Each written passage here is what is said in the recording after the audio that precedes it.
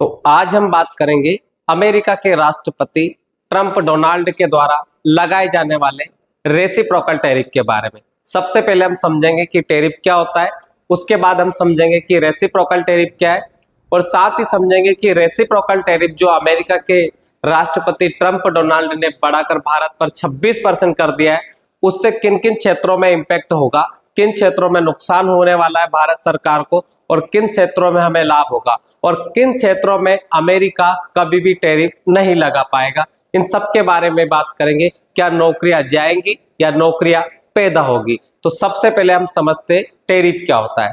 Tariff का मतलब होता है कि किसी दूसरे देश में आयात होने वाले दूसरे देश के प्रोडक्ट पर लगने वाले टैक्स को हम टैरिफ समझ सकते हैं। जैसे अगर मान लीजिएगा कि कोई प्रोडक्ट इंडिया का है और वो अमेरिका में बेचा जाना है, तो अमेरिका में उस पर बिकने के लिए लगने वाला टैक्स आप टैरिफ समझ सकते हैं।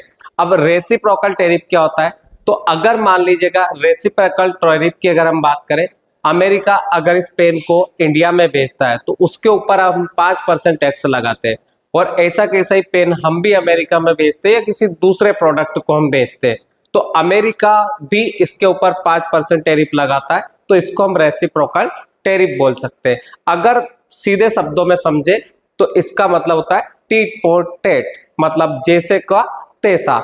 अगर कोई हमारे ऊपर 10% टैक्स लगाता है, हम भी उसके ऊपर 10% टैक्स लगाए, तो इसको हम समझ सकते हैं रेसिप्रोकल टैरिफ। सबसे पहले अगर हम देखें तो अमेरिका किस कंट्री पर कितना टैरिफ लगा रहा है, तो सबसे पहले अगर हम बात करें अमेरिका को निर्यात करने वाले टॉप 10 देश पर अब तक अमेरिका कितना टैरिफ लगाने की बात कर रहा है, तो यूरोपियन यूनियन के जो कंट्रीज है उन पर 20% टैरिफ अभी अमेरिका लगा रहा है।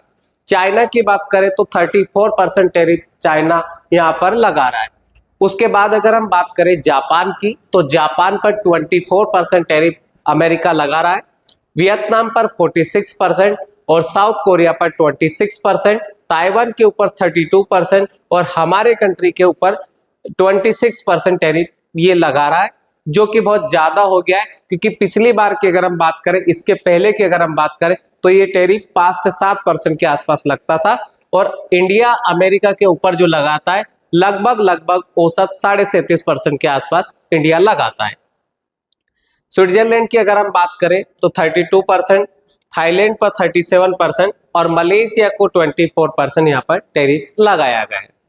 तो सबसे पहले अगर हम बात करें किन किन प्रोडक्ट पर इफेक्ट पड़ने वाला है टैरिफ के कारण, तो भारत के डायमंड और ज्वेलरी पर ट्रंप के टैरिफ का सबसे बड़ा इम्पैक्ट पड़ेगा, क्योंकि भारत सरकार या भारत की कंपनियां जो होती है वो सबसे ज्यादा डायमंड और ज्वेलरी अमेरिका को निर्यात करती है।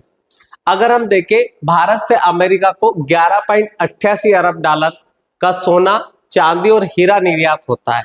नए टैरिफ का असर छोटे कारीगरों पर और कारोबारियों पर पड़ेगा। सीधे शब्दों में अगर समझे तो जिन प्रोडक्ट को हम निर्यात करते, अगर उनके ऊपर टैरिफ बढ़ता है तो अमेरिका में वो प्रोडक्ट होगा महंगा। अगर वो प्रोडक्ट वो अमेरिका में महंगा होगा तो उसकी मार्केटिंग कम होगी, उसकी सेल कम होगी, और उसकी सेल कम होगी तो इंडिया को वो उसका प्रोडक्शन कम करना होगा। अगर इंडिया उसका प्रोडक्शन कम करेगा तो इस क्षेत्र में यहाँ पर नौकरियां कम होगी। तो सीधे शब्दों में अगर हम समझे कि जिस प्रोडक्ट को हम अमेरिका में निर्यात करते, उस प्रोडक्ट पर अगर टैरिफ बढ़ता है तो उस प्रोडक्ट को इंडिया में कम बनाना पड़ेगा, क्योंकि उसका उत्पादन अगर हम कम करना पड़ेगा, और अगर उत्पादन कम होगा तो उस क्षेत्र में नौकरियां घटेगी। उसके बाद दूसरे नंबर पर आते हैं कार और कारों की एसेसरीज। कारों की एसेसरीज हम एक्सपोर्ट करते हैं और इंपोर्ट करते हैं हम कारों को, तो इस क्षेत्र में भी यहाँ पर बड़ा इंपैक्ट होने वाला है। रिफाइंड और पेट्रोलियम की अगर हम बात करें तो 2023 में अमेरिका ने भारत से ज्यादा कच्चा तेल और पेट्रोलियम उत्पाद खरीदे थे। इनका कुल निर्यात $14 बिलियन यानी 1.1 लाख करोड़ रुपए का समथिंग रहा है, तो इस क्षेत्र में भी इसका इंपैक्ट देखने को मिलेगा। उसके बाद रेडीमेड गारमेंट्स यानी कि कपड़े भी भारत एक्सपोर्ट करता अमेरिका को, इस क्षेत्र में भी यहाँ पर असर देखने को मिलेगा। अगला नंबर आता है ब्रॉडकास्टिंग और टेलीकॉम का। अब भारत में ब्रॉडकास्टिंग और इक्विपमेंट का उत्पादन 50,000 करोड़ रुपए से ज्यादा हो गया है, इसमें एक बड़ा हिस्सा अमेरिका होता है। अमेरिका हमारा मार्केट समझ सकते हो इन क्षेत्रों में, और अमेरिका में ये प्रोडक्ट अगर महंगे होंगे तो वहां पर सेल कम होगी, जिससे इन क्षेत्रों में भारत को नुकसान झेलना पड़ सकता है। अब हम देखेंगे कि किन क्षेत्रों में क्या क्या नुकसान होगा और क्या क्या लाभ हो सकता है। तो सबसे पहले अगर हम बात करें इन क्षेत्रों को और देख लेते कि भारत की किन चीजों पर अमेरिका चाहकर भी टैरिफ नहीं लगा सकता। तो भारत की जो जेनरिक दवाएं, तांबा समेत कई चीजों को टैरिफ से राहत मिलेगी। जेनरिक दवाओं की अगर हम बात करें तो भारत हर साल अमेरिका को करीब 12.7 बिलियन डॉलर यानी 1.8 लाख करोड़ रुपए की दवाइयां निर्यात करता है। हालांकि भारत आने वाली अमेरिकी दवाओं पर 10.91% उसे शुल्क देना पड़ता है। तांबे की बात करें तो अमेरिका में विदेशों से आने वाले तांबे को भी टैरिफ से जज से बाहर रखा गया है। इससे अमेरिका में इंडस्ट्रियल जरूरतें पूरी होती है। अगर इस पे टैरिफ लगाएगा तो उसको तांबा नहीं मिलेगा, इस वजह से अमेरिका ज्यादा टैरिफ नहीं लगा सकता। उसके बाद हम बात करें सेमीकंडक्टर, तो सेमीकंडक्टर पर भी वो ज्यादा टैरिफ नहीं लगा सकता।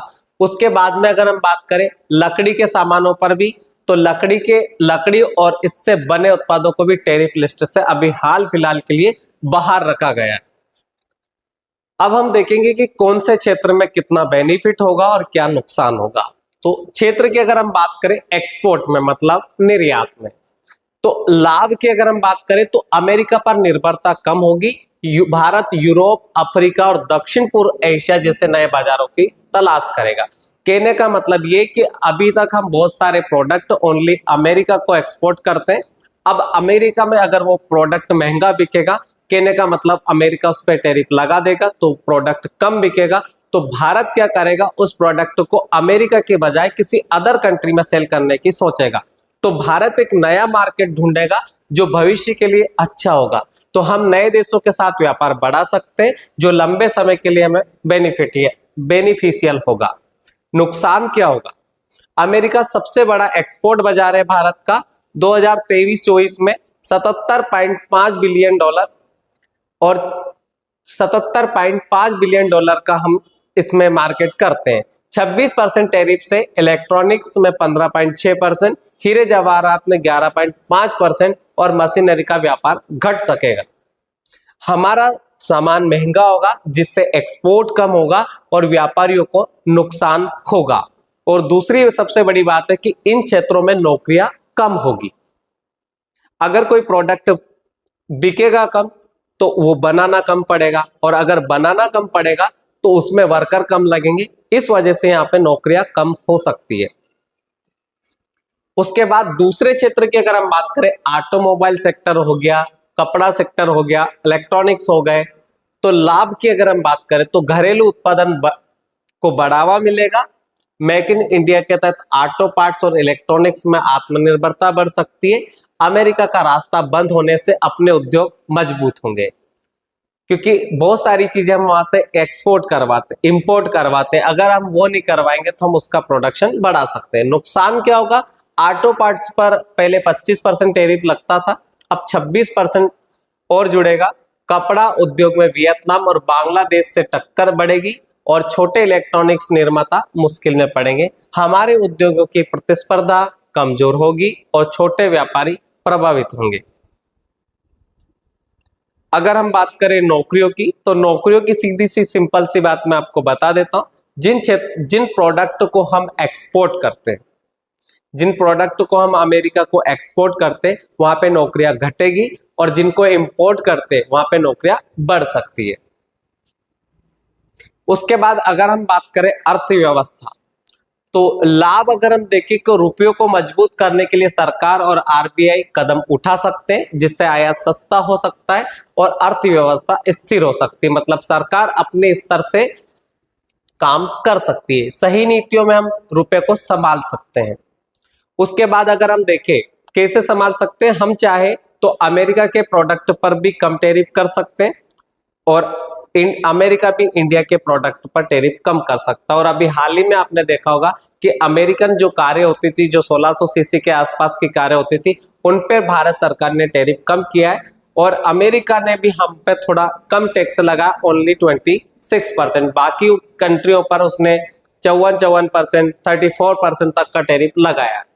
उसके बाद नुकसान क्या हो सकता है, तो जीडीपी ग्रोथ में 5 से 10 बेसिस पॉइंट कम हो सकती है, रुपया कमजोर हो सकता है, आयात महंगा होगा और महंगाई बढ़ सकती है। रुपया गिरेगा, चीजें महंगी होगी और अर्थव्यवस्था पर दबाव बढ़ेगा। अभी हाल ही में आपने देखा होगा गैस की टंकी पर 50 रुपए बढ़े, डीजल में 2 रुपए बढ़ा है, आप उसका नतीजा देख सकते हैं। उसके बाद में अगर हम देखें व्यापारिक रिश्ते अमेरिका के साथ कैसे होंगे, तो लाभ की अगर हम बात करें तो भारत अमेरिका से दूरी बनाकर चीन या अन्य देशों के साथ रिश्ते मजबूत कर सकता है, जो कि भविष्य में एक रणनीतिक होगा। हम दूसरे देशों के साथ बेहतर साझेदारी बना सकते हैं। नुकसान की अगर हम बात करें तो जवाबी टैरिफ से 2025 की जो ट्रेड डील अमेरिका के साथ हमने डील की है वो रुक सकती है। रक्षा और ऊर्जा आयात पर असर पड़ सकता है और रिश्ते खराब हो सकते हैं। अमेरिका के साथ तनाव बढ़ेगा जो हमारे लिए नुकसानदायक भी हो सकता है। तो आपको क्या लगता है, हमारी सरकार को अमेरिका के साथ जो टैरिफ और रेसिप्रोकल टैरिफ का काम चल रहा है, इसमें सरकार को कुछ आगे करना चाहिए, हमें भी उनके अमेरिका के प्रोडक्ट पर टैरिफ कम करना चाहिए या और बढ़ा देना चाहिए? आपकी राय आप मुझे कमेंट में दें। धन्यवाद।